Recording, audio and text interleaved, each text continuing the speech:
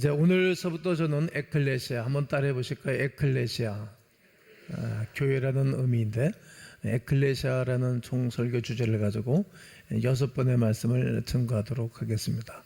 여러분, 교회 그러면 무엇이 생각납니까? 어린 시절 다녔던 고향교회가 생각나십니까? 또 아니면 훌륭한 멋있는 교회 건물 생각하는 분들도 있을 것입니다. 그리고 어떤 설교자 떠올리면서 교회라는 이미지를 여러분들이 생각하게 될 것입니다. 하지만 교회라는 단어를 들을 때 어떻게 생각하시든 초대교회 사람들이 생각했던 그 교회와는 지금은 많은 것이 다릅니다. 초대교회는 장단점을 모두 가지고 있었습니다. 장점은 어떤 것인가 하면 지루하지 않았다는 거예요. 그리고 두려워했습니다. 그러나 요즘은 우리는 좀 지루한 면이 많이 있죠. 제가 예배 가운데 지루하지 않게 하기 위해서 애를 씁니다만 요즘 현대교회들은 지루하죠. 지루한 경험들이 많이 있었을 것입니다.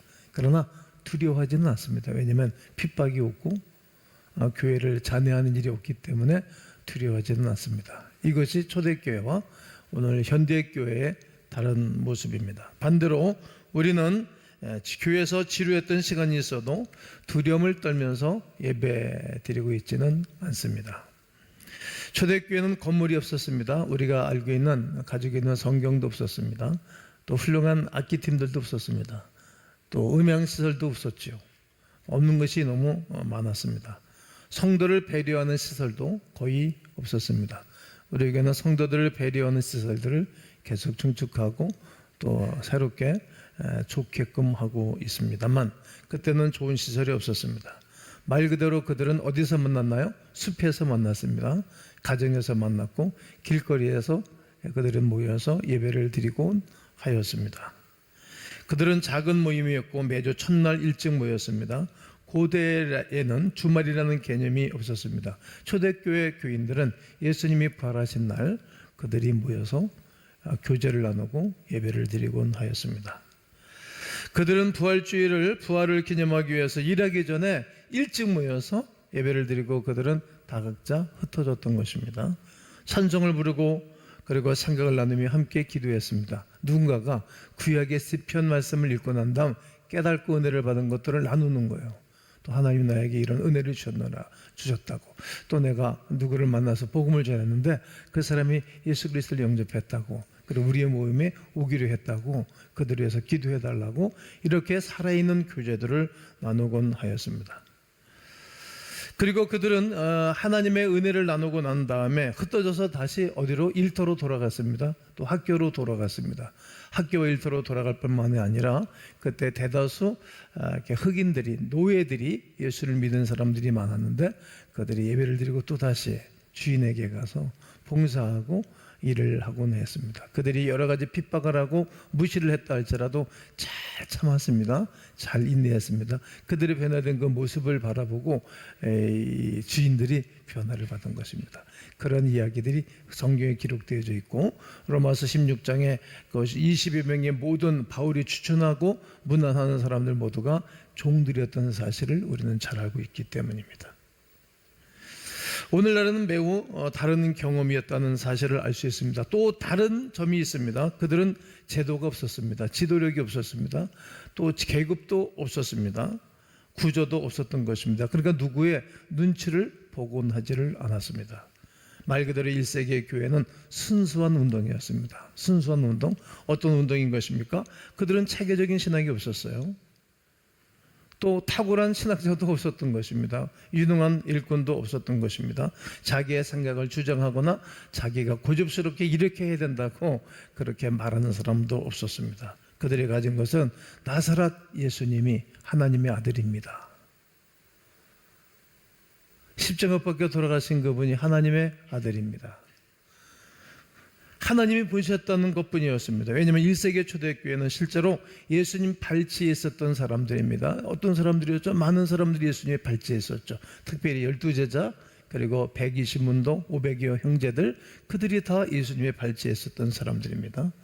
주님과 함께 동행했던 사람들의 이야기를 그들은 들었던 것입니다. 그들이 하는 이야기를 그대로 받아들였던 것입니다. 그래서 그들은 하나님이 그 아들로 이 땅에 오셨는데 그가 하나님의 아들, 구원자라는 사실을 그들은 아주 믿었습니다. 초대교회는 이것이 전부였습니다. 그들이 읽기 쉬운 신앙 서적도 하나도 없었습니다.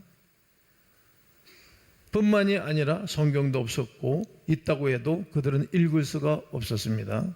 그들의 맞는 문화의 언어로 성경을 번역해 놓지 않았기 때문입니다.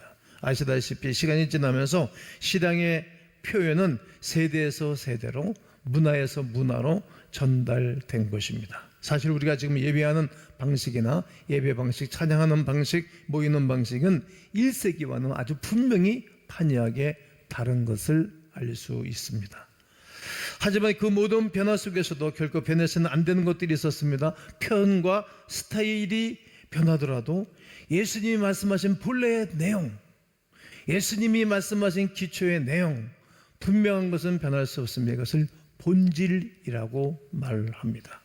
그리고 우리의 신앙에 대한 접근 방식, 세상을 변화시키기 위해 예수님께서 임한 첫 번째 사람들을 향한 본래의 의도는 반드시 놓쳐서는 아니 될 일들입니다. 교회 역사를 조금이라도 아신다면 교회가 예수님의 가르침에서 벗어났을 때 정말 이상한 반응이 일어났던 것입니다. 어떤 이상한 반응이 일어날까요? 사람들이 상처를 받는 것입니다. 내가 예수님의 의도대로 살지 아니하면 다른 사람이 상처를 받는 것입니다. 그리고 불편해하는 것입니다. 요즘 많은 사람이 오히려 교회 때문에 상처를 받기도 하지요. 예수님께서 주신 사명이 어떤 것입니까? 명령이 어떤 것입니까? 한번 읽어볼까요? 요한복음 13장 34절을 읽겠습니다. 시작. 새 계명을 너희에게 주노니 서로 사랑하라. 내가 너희를 사랑한 것 같이 너희도 서로 사랑하라. 오래전 구약의 10계명을 말하는 것이 아니라 새 계명을 말하겠다. 그 새 계명인데 내가 사랑한 것 같이 너희도 서로 사랑하라. 이것이 새 계명인 것입니다. 사랑할 수 없는 사람을 사랑하는 것, 용납할 수 없는 사람을 용납하는 것, 용납할 수 없는 일들을 내가 용납하는 거거든요. 그것이 사랑입니다. 또 12절에 보면 내 계명은 곧 내가 너희를 사랑한 것 같이 너희도 서로 사랑하라 하는 것이니라. 야, 내가 예수가 너희를 사랑한 것처럼 사랑할 수 없어. 너희들 원래 본래가 악하고 본래가 죄덩어리이기 때문에, 그런데 내가 너를 사랑한 것처럼 너희도 서로 사랑하는 것이 마땅하다고 말씀을 하시는 것입니다. 교회가 길을 잃으면 교회의 영향력이 상실이 되는 것입니다. 교회가 길을 잃어버리면 교회에 대한 권위도 또 영향력이 상실됩니다. 사람들이 좋아하지 않는 것입니다. 예수를 믿는 사람들의 아름다운 삶을 바라보고 사람들이 좋아하도록 해야 되는 것은 우리의 마땅한 사명이고 해야 할 실제적인 삶이라 생각합니다. 교회를 다니지 않는 사람이라도, 기독교인이 아니라도 교회가 영향력을 잃는 것은 원치 않을 것입니다. 교회만큼만은 이래야 된다라고 사람들이 생각하는 거예요. 목사만큼은 그러면 안 된다라고, 이렇게 사람들이 기대감을 받는 것입니다. 여러분, 예수님을 잘 안 믿고 헌신하지 않는 그런 남편일지라도 당신 아내가 새벽에 가서 기도하는 걸 좋아하지 않습니까? 그래서 아침에 깨우는 거예요. 야, 나는 새벽에 가서 기도하지 않는다 할지라도 당신은 새벽에 가서 기도하라는 거죠. 그게 영향력이거든요. 그렇게 기도하는 아내가 있기 때문에 우리 가정이 평안하고 사단의 공격에서 제해를 받고 아이들이 복을 받는 것을 알고 있기 때문입니다. 이것은 영향력인 것입니다. 왜냐하면 인간의 존엄성과 인간의 기초, 여성의 권리는 하나님의 형상대로 만들어졌다는 그 믿음에 기초하고 있기 때문입니다. 많은 사람들이 알고 있는 것입니다. 그것은 우리가 살고 있는 물질적인적 세상에 기반한 것이 아니고 하늘에 기반한 것을 알고 있기 때문입니다. 하나님께서 존엄성을 가지고 있고 하나님처럼 보이지 않거나 하나님처럼 살지 않는 사람들도 단순히 인간이기 때문에 존엄성을 가지는 생각은 예수님의 생각에, 예수님의 기반에 기초한 것을 사람들이 알고 있기 때문입니다. 예수님께서 온 세상을 확장한 윤리에 기반하는 것입니다.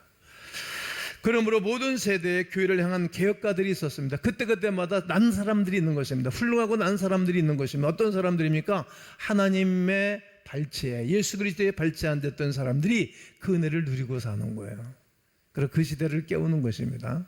우리는 예수님을 따르는 사람으로서 예수님처럼 반응하고 예수님처럼 행동하는 하나님의 사람들이기를 주의 이름으로 축복합니다. 예수님처럼 살아내는 것입니다. 또한 우리의 행동과 반응은 우리의 신앙의 진정성을 보여주게 됩니다. 우리가 바른 길을 가기 위해 이번 설교 시리즈 초기 기독교인들의 행동과 반응을 살펴보게 될 것입니다. 그리고 앞으로 5번, 오늘서까지 6번의 설교를 하면서 수없는 이야기들을 하게 될 것입니다. 예수님의 발치에 앉은 사람들, 그 누구보다 예수님을 잘 알았던 사람들의 삶을 통하여서 우리는 어떻게 살아야 할지를 배우게 될 것입니다. 예수님과 가까이 있는 사람, 예수님과 좋은 관계를 누리는 사람, 예수님과 아주 좋은 사이에 살아가고 있는 사람들을 통해서 배울 것이 있는 것입니다. 왜 우리가 좋은 대학을 왜 갑니까? 왜 좋은 나라 유학은 왜 가는 것입니까? 가서 배우러 가는 것 아닙니까? 내가 너 도와주기 위해서 말이죠. 이처럼 영적인 아름다운 사람들이 있는 것입니다. 반드시 있습니다. 그런 사람들을 찾는 것입니다. 그런 사람들과 좋은 관계를 누리기를 원하여야 되는 것입니다. 신약 성경은 그리스도로 기록되었습니다. 교회로 번역된 그리스도인은 그리스도는 에클레시아입니다. 그래서 총 주제가 한 달 동안 6주 동안 에클레시아가 주제입니다. 에클레시아는 원래 종교적 용어가 아니라 모임을 뜻하는 일반적인 용어입니다. 따라해 보실까요? 모임을 뜻하는 일반적인 단어. 그러니까 남성들의 에클레시아, 남성들이 모이는 에클레시아. 제가 초등학교 22회 졸업생인데 22회 에클레시아, 또 19회인데 19회 에클레시아. 우리 모교회, 우리 신학교가 제가 11기인데 11기 에클레시아 이렇게 붙일 수 있는 거예요. 여성들의 에클레시아, 동창들의 에클레시아, 집안의 에클레시아, 58년생들의 에클레시아. 이게 모임을 뜻하는 용어가 이 뜻으로 사용된 것입니다. 그러니까 특정 목적을 위해서 사람들이 모일 때마다 에클레시아라는 단어를 썼던 것입니다. 그렇다면 교회라는 단어는 어디서 왔을까? 오늘 천주이기 때문에 개요의 설명을 하느라고 이렇게 제가 애쓰고 있는 것입니다. 잘 머리에 숙지해 놓고 담아 놓으시면 좋을 거라 생각합니다. 4세기 기독교가 로마 제국의 국교가 되면서 기독교인들은 이제 공개적으로 특정한 모임 장소에 모여서 예배를 드릴 수 있게 되었습니다. 큰 혜택을 이제 바울이 복음을 증거하고 베드로가 복음을 증거하고 난 다음에 이제 정치인들도 예수를 믿게 되었기 때문에 국교로 제정된 것입니다. 그때부터 그들은 건물을 빌리거나 예배당을 세워서 예배 장소로 사용했습니다. 이러한 장소를 퀴리아콘이라고 불렀습니다. 퀴리아콘. 이 퀴리아콘은 주의 집 혹은 주의 성전 이런 뜻입니다. 퀴리아콘. 아주 좋은 단어를 썼습니다. 기독교가 헬라어를 사용하는 지역 밖으로 퍼져나가면서 각 문화권에서 기독교인들이 예배하는 장소를 지칭하는 자신들만의 단어를 사용했습니다. 퀴리아콘은 독일에서 키르케라는 단어로 사용을 했고, 그리고 나중에는 이것이 영어로 처치로 사용하게 되었습니다. 안타깝게도 교회라는 단어는 건물을 뜻하는 단어에서 유래된 것입니다. 예수님의 에클레시아는 장소나 건물이 아닌데 장소나 그런 것으로 사용됐다는 거예요. 그것은 목적을 가지고 모이는 사람들의 운동입니다. 목적. 우리가 어떤 목적을 가지고 모이는 단체입니까? 하나님의 영광을 위해서 모이는 목적, 그리고 사랑을 나누고 깨달은 말씀을 나누고 이 어렵고 힘든 세상에 용기를 주고 신문과 소망을 주기 위해서 모이는 목적이라는 거예요. 이렇게 우리가 재리나 세상의 모든 지식과 그런 것들을 나누기 위한 목적이 아니라 이런 하나님의 기뻐하는 운동을 하기 위한 목적으로 사용된 것입니다. 하지만 4세기에 이르러 지도자들은 예배 장소를 통제했어요. 예배 장소를 통제했다는 말은 사람들을 통제했다는 거죠. 교인들을 통제하기 시작한 거예요. 그러니까 사람을 통제하고 예배를 통제하니까 하나님 말씀이 증거될 수가 없었죠. 교회는 예수님의 에클레시아와는 전혀 다른 모습으로 변절된 것입니다. 하지만 아까도 말씀드렸듯이 모든 세대에는 개혁가들이 있었어요. 난 사람들이 있는 거예요. 그 세대에 따라서 침식되지 않고 그 시대의 정치인들의 폭행에 언어에 기죽지 않고 튀어나오는 사람들이 있는 거예요. 아무리 박해가 있고 아무리 어려움이 있어도 그런 거 상관이 없이 운동하는 사람들이 있는 거, 어떤 운동, 영적인 운동하는 사람들이 있었다는 말이죠. 그들은 예수님이 의도하신 에클레시아를 다시 불러왔던 것입니다. 그 중에 한 명이 바로 윌리엄 틴데일이라는 사람이에요. 그런데 16세기에 영어 성경을 번역한 인물입니다. 아주 훌륭한 분입니다. 당시 성경은 라틴어로 존재했고 대부분 라틴어를 읽지를 못했습니다. 똑똑한 사람들만 읽고 바로 유학하고 그런 사람들만 성경을 읽을 수 있는 것입니다. 틴데일은 사람들이 이해할 수 있는 언어로 성경을 번역해야 되겠다. 많은 사람들이 성경을 읽고 성경을 들어야 구원을 받으니까 내가 이 사람들을 위해서 성경을 번역하리라 결심을 하게 됩니다. 라틴어 성경을 영어로 번역하는 대신에 그리스어와 원문인 시브리어 원문에서 직접 영어로 번역했습니다. 그 과정에서 라틴어로 가지려고 왜곡된 내용을 발견하고 수정을 딱 한 거예요. 이 단어 하나가 사람들의 생각과 이 미래를 결정하기 때문입니다. 그로 인해서 종교 지도자들의 분노를 사게 된 거예요. 결국 틴데일은 체포돼서 종교 재판을 받게 됩니다.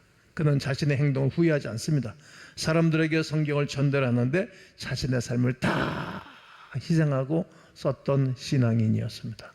1524년 결국 그는 목숨을 걸고 영국을 떠나서 독일로 조용히 갑니다. 그리고 작은 영어 성경 신학성경을 인쇄해가지고 영국으로 몰래 가지고 들어오게 됩니다. 사람들은 처음으로 자신의 언어로 예수님의 말씀을 읽을 수 있었습니다. 한 사람, 틴데일이라는 사람 한 사람 때문에 말이죠. 하지만 틴데일은 이 일로 인해서 화형을 당하게 됩니다. 그때는 종교 재판을 아주 심하게 강하게 했던 때였기 때문입니다. 성경을 번역하다가 순교당한 사람입니다. 제가 이 설교문을 정리하면서 찬송이 떠올랐어요. 주의 사랑은 크고 크셔라. 그 사랑의 물결이 파도처럼 메아리 쳐온다. 그때 당시에 정치인들, 그때 당시에 종교 지도자들을 무서워하지 않고 자기는 많은 사람들이 예수에 대한 이야기를, 예수님에 대한 성경을 읽게 하기 위해서 죽음을 불사하고 성경을 번역하고 그리고 기록해 놓은 사람입니다. 틴데일의 번역에서 주교들을 가장 화나게 했던 것이 어떤 것이냐면 교회라는 단어예요. 교회라는 단어를 썼기 때문입니다. 영어 성경 어디에도 등장하지 않았다는 것입니다. 그는 독일어에서 유래된 교회라는 단어 대신 에클레시아를 휘중으로 번역했어요. 휘중으로. 그러니까 무슨 뜻인가 하면 사람들의 장소에서 운동하는 것, 장소에서 운동하는, 어느 장소에서 운동하는 거예요. 어느 모임에서 운동하는 거예요. 목적을 위해 모인 사람들의 모임으로 옮겼다는 거예요. 초점을 옮긴 것입니다. 틴데일처럼 휘중으로 번역할지 아니면 당시 널리 사용했던 교회라는 단어로 사용할지에 대한 것이었습니다. 안타깝게도 휘중은 표절에서 적고 킹 제임스 성경에는 교회라는 단어가 사용되었던 것입니다. 이것이 역사입니다. 이것은 전 세계에서 큰 영향을 전 세계에 미쳤습니다. 온 세상이 예수님의 에클레시아를 바라보는 방식에 영향을 끼친 것입니다. 신약 성경에서 에클레시아라는 단어가 처음으로 등장한 것은 예수님의 입을 통해서 증거됐습니다. 예수님 제자들에게 너희는 나를 누구라 하느냐. 그때 더러는 세례요한 누구누구 이렇게 얘기를 하다가 베드로 서다가 주는 그리스도시요 살아계신 하나님의 아들이십니다. 이 고백을 했어요. 예수님 너무너무 기뻤죠. 바요나시모나 이것을 알게 한 것은 혈육이 아니고 하나님이시다. 그리고 내 교회를 세우는다. 네 신앙 고백 위에 내 교회를 세우게 될 것이라고 예수님이 말씀하셨습니다. 내 교회.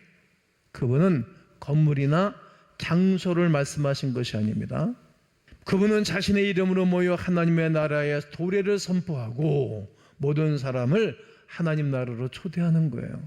하나님 나라로 하나님이 보여주신 삶의 방식을 따라 살아가는 사람들의 모임, 에클레시아를 세우겠다고 말씀을 하신 것입니다. 교회가 아무리 변질되고 이격되어도 언제나 예수님의 가르침으로 돌아게 오는 사람들이 있었어요. 사람들이 상처를 주고 상처를 받고 있을지라도 그 가운데서도 사람들의 상처를 싸매는 사람들이 있는 것처럼 그 시대의 사람들의 상처를 싸매는 사람들이 있었던 거예요. 제가 앞으로 5주간 동안 역사 속에 있던 위대한 인물들을 계속 소개할 거거든요. 그 시대마다 그때마다 하나님의 사람들이 있는 거예요. 걱정할 필요가 없어요. 예수님의 말씀과 행동은 우리의 신앙의 기준입니다. 할렐루야. 그러므로 오늘 저는 세 대지의 말씀으로 결론의 말씀을 드리게 될 것입니다. 그 첫 번째가 따라해 보실까요? 우리는 교회 그 이상입니다. 여러분과 저는 교회의 이상이라는 거예요. 교회는 아주 중요합니다. 결코 당연하게 여기지 마십시오. 건물이나 설교자, 찬양보다 더 큰 무언가입니다. 그것은 기적이며 참여입니다. 하나님의 역사에 참여하는 것은 기적입니다. 우리는 예수님의 에클레시아 아니겠습니까? 어딘가에서 누군가와 함께 초대교회처럼 집이나 카페에서 우리는 모이는 사람들이에요. 오늘부터 우리는 살아있는 성전입니다. 따라하실까요? 오른손으로 움켜쥐고 이렇게 따라합니다. 오늘부터 우리는 살아있는 성전입니다. 매일 자기 자신을 상기시켜야 되는, 나는 살아있는 성전이라고. 그러니까 나를 만나는 사람들은 살아나는 거예요. 나를 만나는 사람들은 다 좋아져야 되는 거예요. 나는 예수 그리스도의 살아있는 성전입니다. 이것을 우리 하나님 우리에게 각인시키고 말씀하고 싶었던 거룩한 내용입니다. 우리 삶의 매일이 누군가에게 기쁜 소식이 되어야 되지 않겠어요? 나만 맡아하면 좋아지는 사람들 말이죠. 매일 기쁜 소식을 전하고 누군가의 삶에 기쁨을 가져다 줄 기회를 찾는 난 여러분이기를 간절히 원합니다. 마지막은 예수님을 닮아가야 합니다. 따라해 보실까요? 예수님을 닮아가야 합니다. 예수 닮기 원해. 누구를 닮으면 여러분 정말 좋을 것입니까? 우리 한국의 어느 정치인 여러분 닮으면 행복하겠어요? 어떤 사람 닮으면 행복하겠어요? 우리는 예수님을 닮아야 되는 것입니다. 지나간 가정의 달에 설교하면서 예수님 바라보고 부모를 바라보고 예수님 바라보고 배우자를 바라보라고 했잖아요. 예수님 바라보지 않고 배우자 바라보면 내게 욕심이 생겨가지고 이게 행복하지가 않은 거예요. 예수를 닮아가는 거예요. 이것이 진짜와 가짜를 구별하는 방법일 것입니다. 예수의 말씀과 자세는 복음서에 잘 기록하고 있습니다. 예수님의 삶과 가르침을 중심에 두지 않거나 최소화하는 신앙을 경계하셔야 됩니다. 정신 바짝바짝 차려야 될 것입니다. 기독교 신앙의 변절은 성경이라고 주장합니다. 모든 행동, 말, 가르침을 성경 구절을 가지고 있습니다. 5분만 검색해도 여러분이 하고 싶은 어떤 행동이든 정당화할 수 있는 성경 구절을 우리는 찾을 수 있습니다. 그냥 핸드폰 열고 성경 구절 믿음에 대해서 툭 치면은 그냥 뚝 떠오르지 않습니까? 물론 그것은 문명에서 벗어난 것이고 예수님의 가르침과는 일치하지 않을 수 있다는 사실을 기억해야 됩니다. 종교 개혁가는 예수님의 말씀과 행동, 예수님을 따르는 사람들의 진정한 기준임을 알았습니다. 우리는 성경이 가르치는 것뿐만이 아니라 예수님이 가르친 바와 같이 사고방식을 가지고 닮아가야 됩니다. 예수님이 살아갔던 방식대로 예수님을 자꾸만 닮아야 되는 것입니다. 예수님이 원하시는 삶을 살도록 또 나를 내려놓고 또 묵상하고 또 바라보셔야 됩니다. 거기에 대한 말씀을 히브리서 2장 10절에 잘 기록해 놓았습니다. 그러므로 만물이 그를 위하고 만물이 그 예수를 위하고 또한 그로 말미암아 예수로 말미암은 이가 많은 아들들을 이끄는 거예요. 여러분도 예수 믿으면 아들이고 영광에 들어가게 하시는 일에 이제 수많은 사람들이 예수를 믿고 아들 되었고 딸이 돼서 그 영광의 나라에 들어가는 것 아니겠어요? 그날이 있을 거예요. 그들의 구원의 창시자, 그러니까 구원의 창시자가 예수라는 거예요. 구원의 창시자를 고난을 통하여 온전하게 하심이 합당하도다. 그러니까 신앙의 창시자요 완성자가 누구라고? 예수 그리스도라는 얘기예요. 바울이 그것을 한 거예요. 구원의 창시자도 예수님이시고 그리고 구원의 완성도 예수를 믿어야만이 이루어진다는 사실을 바울은 알았습니다. 그분의 말씀과 행동은 우리의 행동과 반응의 본보기가 되어져야 됩니다. 그분을 계속 따르는 거예요. 묵상하는 거예요. 배우는 것입니다. 예수님의 삶은 성경을 이해하는 데 필요한 맥락과 해설을 제공합니다. 그러므로 항상 예수로 시작하셔야 됩니다. 오늘 이번 주 첫날이 주일인데 예수로 시작하는 것 아닙니까?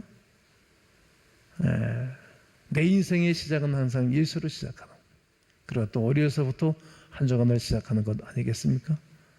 예수님은 다른 것과 동등하게 여기거나 최소화하려는 것은 잘못된 것입니다. 예수님을 동등하게 대할 수 없어요. 그렇게 가치 없게 대하시면 아니 되는 것입니다. 우리는 교회라는 건물이나 조직이 아니라 예수님의 에클레시아, 예수님의 모임, 운동이 되어져야 됩니다. 전 세계의 모든 믿는 사람들과 손을 잡을 수 있는 그런 마음의 여유도 필요합니다. 한번 이렇게 오늘 우리는 기도해야 됩니다. 따라해 보실까요? 우리가 교회가 되게 하옵소서. 우리가 살아있는 성전 되게 하옵소서. 우리가 예수님 닮아가게 하옵소서. 이렇게 에클레시아 운동하는 거룩한 하나님의 사람들이 되시기를 주님의 이름으로 축원합니다.